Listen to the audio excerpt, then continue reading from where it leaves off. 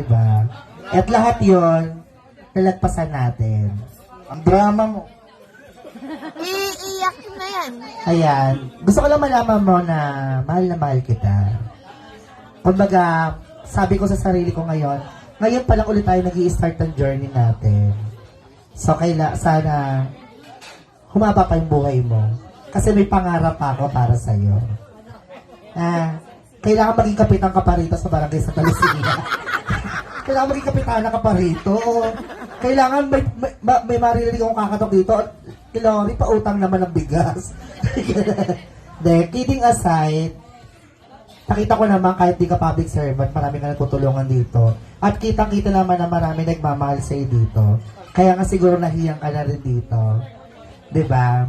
Mahal na mahal ka namin. Buong kamag-anak mo, marami nagmamahal sa'yo. Alam namin, napaka down to earth mong tao. Ikaw yung tipong tao mapagpasensya. Sa ngayon na lang. Dati kasi magaganiting Oo. Basta, salamat. Tinanggap mo kung ano ako at sino ako. Pangako ko naman sa'yo, hindi ko babaliwalain yung pagmamahal na binibigay mo rin sa amin. Magkakapatid. Tuto pa rin ko ang pangarap natin. Love you. Bakit ako naman I love you, Mom. Alright, there you go.